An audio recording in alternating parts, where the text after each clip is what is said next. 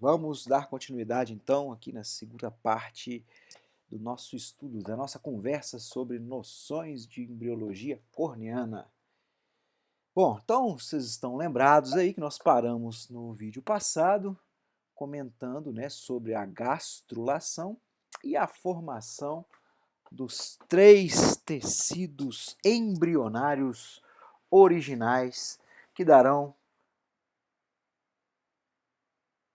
serão a origem dos outros tecidos, dos nossos órgãos, dos nossos mais diversos sistemas corporais e anatômicos. Bom, então, quando nós temos a formação da gástrula e a partir daí a formação desses três tecidos, por volta da terceira ou quarta semana, nós podemos considerar já a real formação do nosso embrião. Então, o período embrionário se dá, então, dessa terceira e quarta semana até a oitava semana de gestação. E é muito importante nós compreendermos, gente, que é nesse período embrionário, nessas 8 semanas, que nós temos o desenvolvimento dos órgãos e a formação dos sistemas. Então, os órgãos, eles são criados, eles são desenvolvidos somente eles são formados somente nessa etapa do desenvolvimento pré-natal. Da oitava semana para frente, esses órgãos que já estão formados, eles vão somente se amadurecer. Olha que interessante esse conceito. Mas como é que ocorre esse desenvolvimento dos órgãos e essa formação dos sistemas? Isso se dá, gente, através de uma ativação seletiva dos genes. Então, quando os folhetos germinativos eles se formam, eles são determinados, ocorre a determinação dos destinos celulares, dos destinos das células.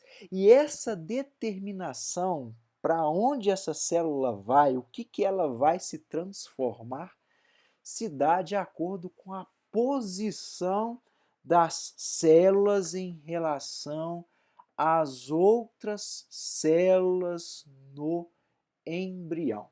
Então, dependendo do meio em que esta célula está situado, dependendo das células que a circundam, ela terá uma ativação seletiva dos genes.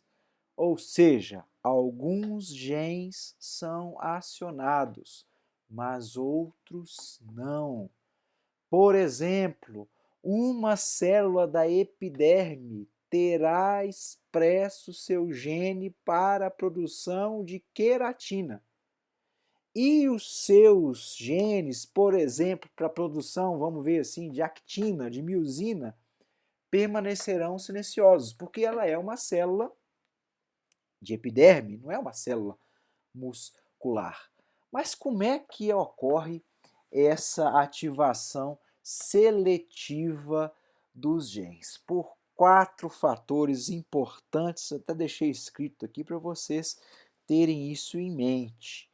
Então, nós temos, num primeiro momento, uma modificação do citoesqueleto celular, condicionando a deformação da célula e seus movimentos. Então, a indução embrionária se dá com uma imposição, olha que interessante, para que a célula permaneça naquela região que ela tem que ficar.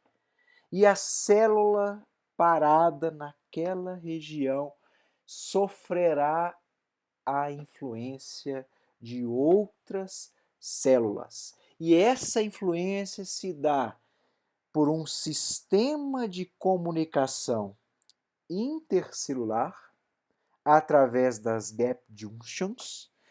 Também se dará por aderências intercelulares, olha só, uma célula grudadinha na outra, através, né, de ligações, né, de aderências glicoproteicas.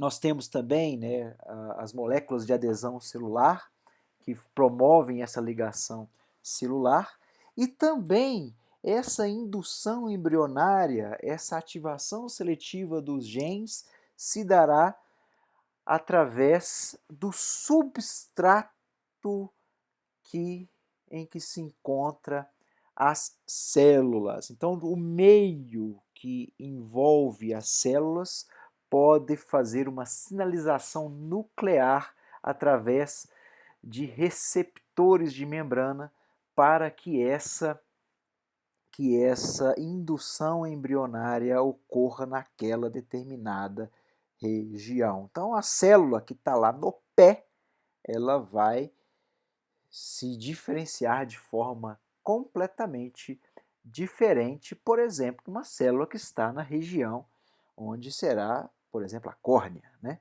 Então, olha que interessante esse slide nos mostrando justamente isso, né? Nós mostrando aqui essa indução de célula a célula por moléculas difusíveis, né? Então, uma célula perto da outra célula, então, pelas moléculas, pelos sinais químicos que as células liberam, toda a região fica, vamos dizer assim, encharcada desses sinais químicos, e as células que chegarem nessa região, elas provavelmente terão a mesma indução embrionária daquelas que ali estavam. E essa indução também pode ocorrer por matrizes extracelulares, né?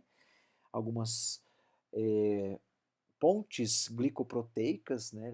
Sinalizando a necessidade da indução embrionária específica de uma célula para outra, e é mesmo através do contato físico, né? Então nós temos aqui, né, a sinalização entre as células, ela pode se dar por difusão, né, uma célula liberando o seu conteúdo químico, né, que serão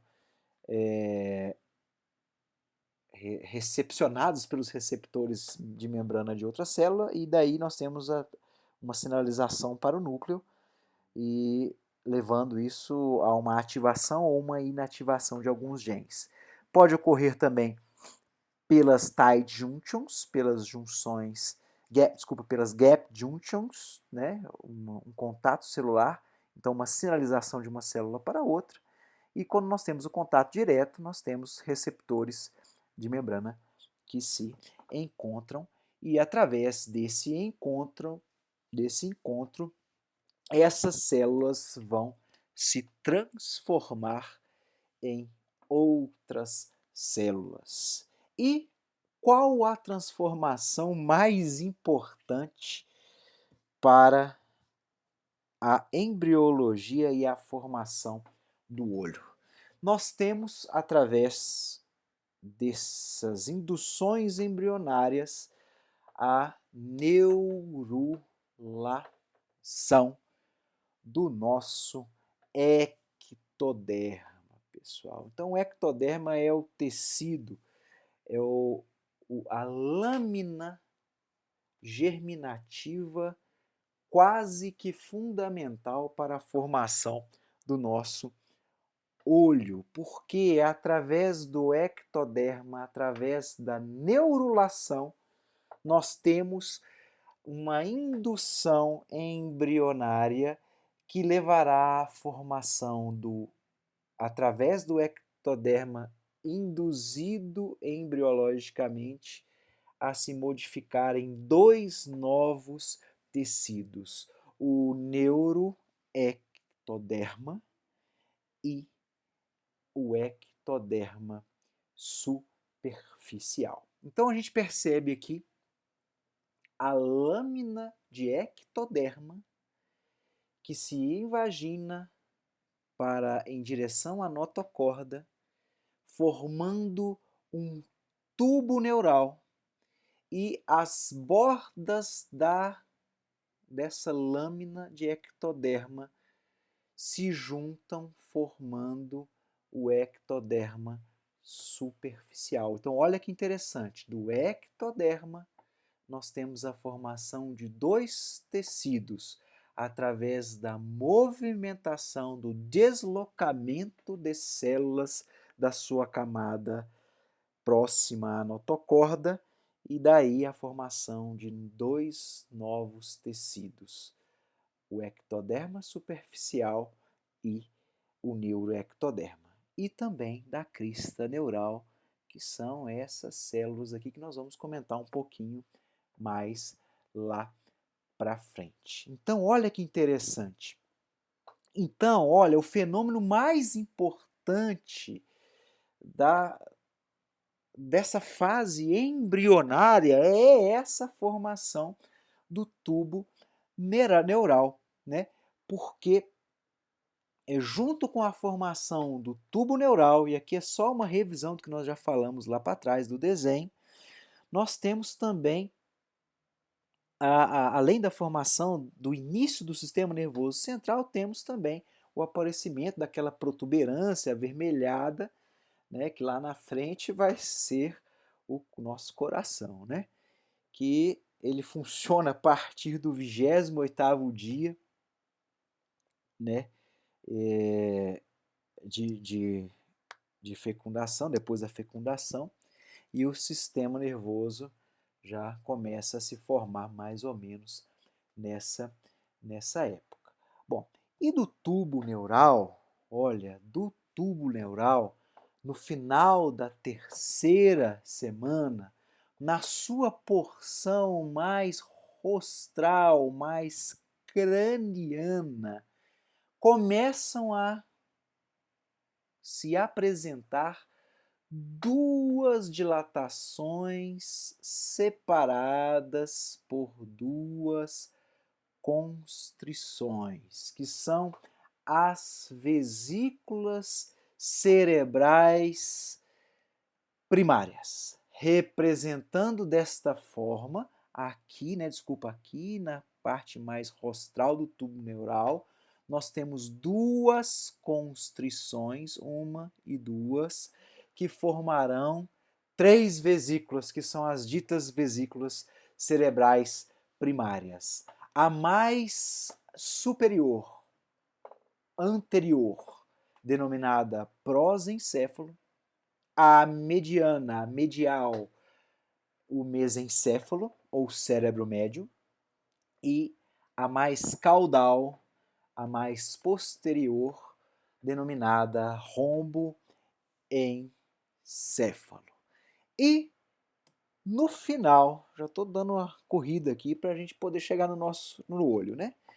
E no final da quarta para a quinta semana, na verdade, terceira e quarta semana, nós temos o prosencéfalo, que é a parte mais anterior, mais superior, né, do cérebro primitivo, das cavidades cerebrais, das vesículas cerebrais primárias. O prosencéfalo, ele subdivide-se em telencéfalo anteriormente e diencéfalo posteriormente. Telencéfalo e diencéfalo. E no diencéfalo, olha que interessante, meus amigos, nós temos aqui a formação do sulco óptico. Então, o olho primitivo, também chamado sulco óptico, aparece como um par de estrias, dois tracinhos, dois buraquinhos em cada lado da linha média da placa neural antes do seu fechamento tubular, exatamente entre o diencéfalo e o telencéfalo, ao 22º dia da embriogênese. Isso é muito importante do ponto de vista embriológico, que o aparecimento deste sulco óptico faz com que se considere encerrado o período da embriogênese. Então, nós já temos aqui uma matriz para a formação do olho. Daí para frente, o olho vai se formar. E vamos dar mais uma paradinha para o vídeo não ficar muito comprido e continuaremos daqui no próximo vídeo. Um abraço a todos. É uma matéria meio enjoada, mas vocês vão ver que no final vai ser legal. Até mais. Deixa eu desligar aqui.